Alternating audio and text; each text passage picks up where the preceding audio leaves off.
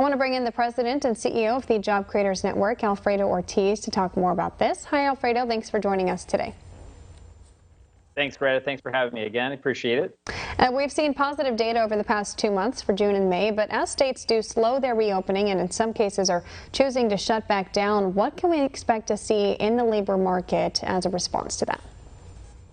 Yeah, so we'll continue to see this kind of growth. I mean, the unprecedented turnaround of this economy is just an indication of what, President Trump really had set up prior to this COVID crisis that we hit. Because we had a healthy economy going into this, we are going to have this kind of a V-shaped recovery we expect. You saw the numbers on the job openings for hospitality, for example. Those were the ones that were hardest hit. And so we're excited to see those numbers up. The jobs report that was released last week, you saw almost 5 million jobs, and that's on top of the 2.5 from the previous month. So we're starting to see the jobs coming back, but we need to continue to press ahead and push ahead on the openings.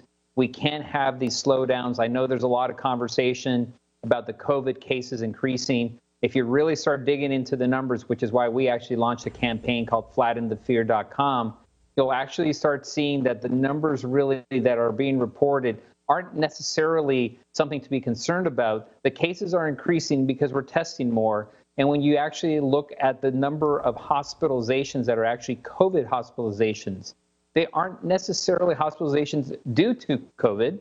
They may have COVID when they are hospitalized, but they may not have come in for that particular reason. And so when we don't look at the data specifically and we just kind of try to follow the liberal media's left representation of that, that's the cause for alarm that is really not true, that is causing panic amongst the American public. We need to reveal the truth so that people continue to go back to work. We need to get these numbers back. It was great to see the unemployment rate drop to almost, just over 11%. I sure feel pretty good about this rate going below the 10% rate at this point by the September jobs report. Now, Congress and the White House are working on another stimulus package. Congress set to, focus on that as they do come back from recess. What does your organization believe should be included in the next bill to stimulate the U.S. economy? Yeah, so we are all about letting people keep more of their own money, which means the payroll tax cut on both sides. And we're very surgical even in our recommendation on this, is that we say, let's focus on those companies that are 100 employees or less, and let's give that tax cut relief to both the employer and the employee. We're covering about 98.3% of small businesses would be covered with that kind of a surgical payroll tax cut. And we think it's significant. And it's really not a stimulus check. It's not spending money that, like we have in other programs. This is just letting more of people, whether you're an employer or an employee, keep more of their own money. And it's a very efficient way of doing it because you don't have to send it to the government so that they send it back to you. And you lose, 20 to 30% of those dollars just in overheads, related to that. So we're all about the payroll tax. So we think that should be something that people do immediately. And of course, in terms of liability protections, we would have loved to have seen, I think, a national type of liability protection related to COVID.